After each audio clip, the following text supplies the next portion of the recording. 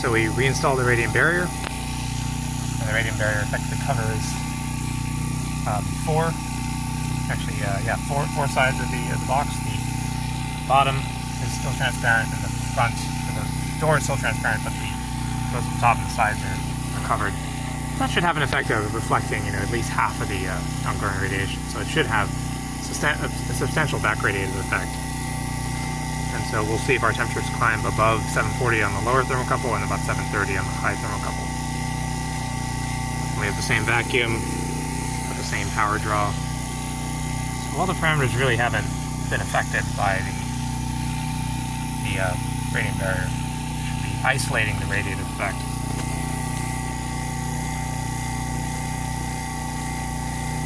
So it's still climbing.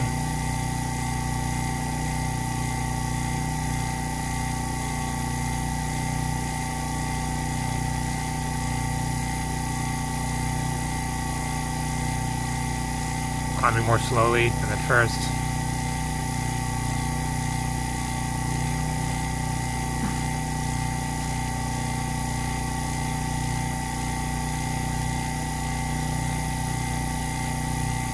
The top one is perhaps starting to stabilize. 728.4. It's going to go to 730.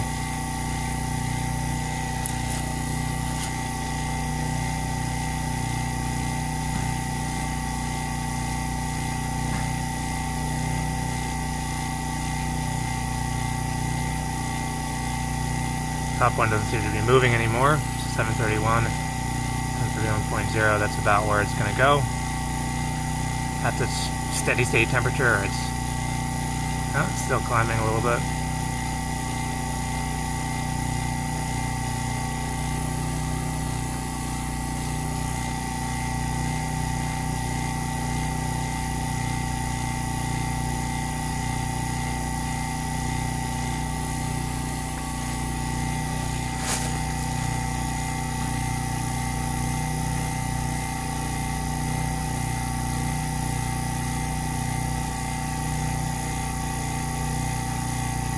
Does not seem to be going above 731.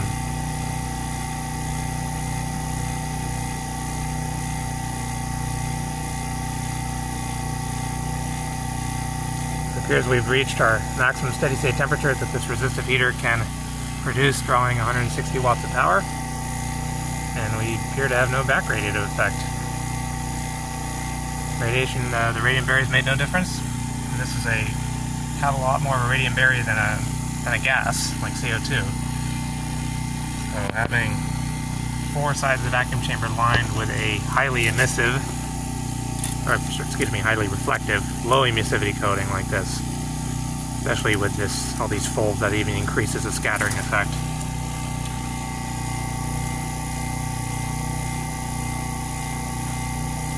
So let's maybe go to 130, 732 now. And it has not gone to 745. It actually, without the radiant barrier, it went all the way up to, I think 740. So it appears to be no greenhouse effect.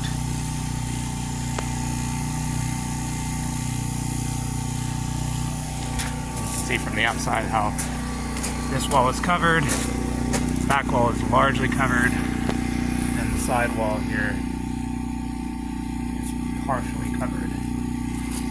And of course the top is completely covered, so even just the presence of one radiant barrier should have a very substantial backradiative effect. Eventually we will try to cover all 6 walls with the radiant barrier, but we shall see. Okay, it's gone to 729. So 736.1, not going much above that.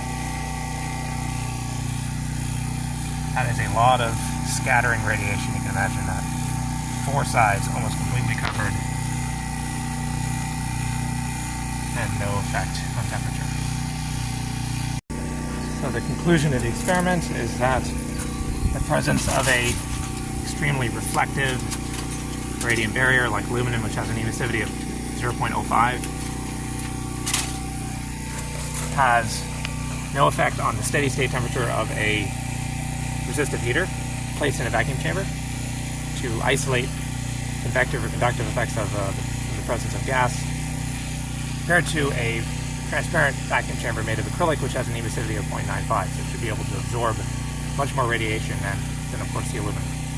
So the hypothesis is that backradiation can heat something that's hotter than itself. So in other words, the reflective radiant barrier being colder than the heat source can heat the heat source to a value greater than the heat source's initial temperature. And that hypothesis has been falsified with a very simple experiment such as this one. And I believe this may be the first experiment on backradiation of this kind. That would look to be pointed to other experiments that may have used similar vacuum configurations to ensure that the presence of gases, which have different heat capacities and convective and conductive effects, does not in any way create false positives. I think creating vacuum conditions to isolate a pure radiative phenomenon is very important. And that's what we're doing here. It's not a pure vacuum, but it's pretty close to a pure vacuum. Almost 14 psi, which means there's like 0.7 psi of air left, so it's effectively the pressure of Mars, not much in the way of an atmosphere. It now seems to have gone over 741 on the bottom, which is very close to our 745 value that we reached, and it's getting close to 730 at the top. So there is in effect no difference between having a radiant barrier and not having a radiant barrier.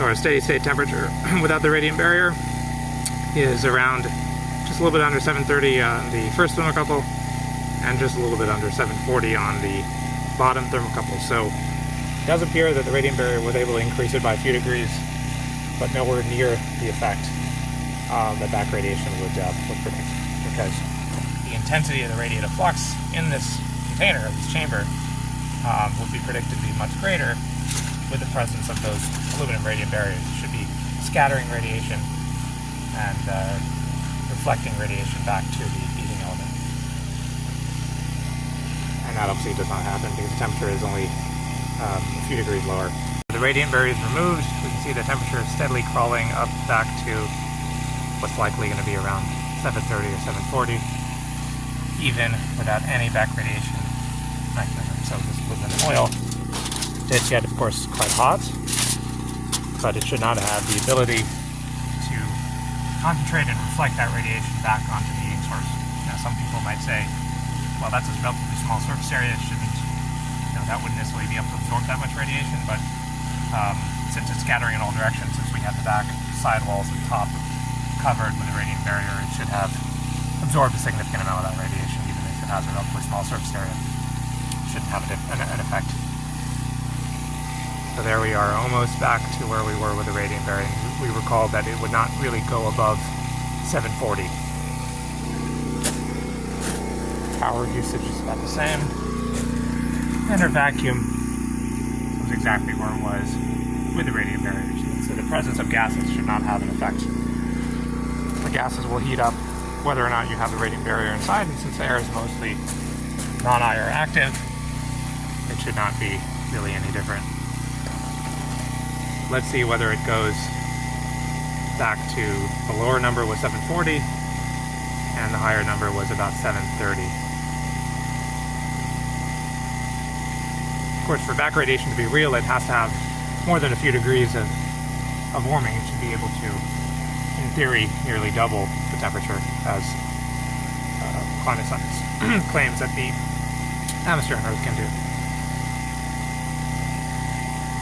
Here we have the chamber with the bare acrylic walls without the radiant barrier.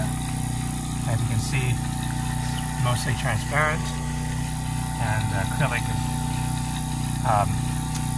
quite permeable by infrared radiation, so you should see a lower steady state temperature. Backradiation theory is correct. We should see a substantially lower steady state temperature with the radiant barrier removed.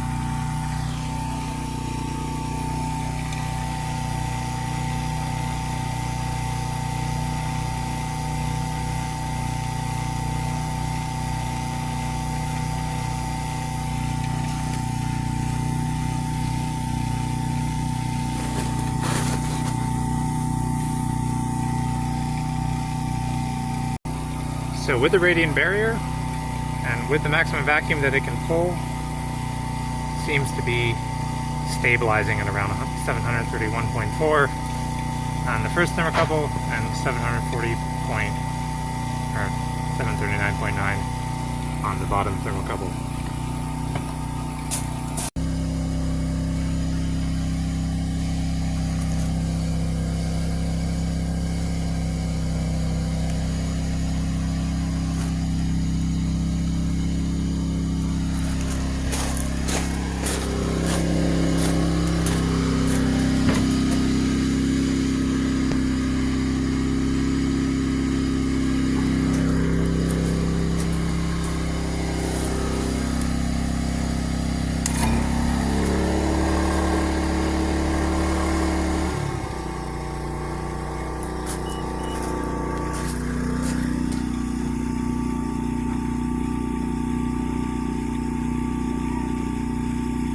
I'll tell you when you can turn it back on. Just give me a minute.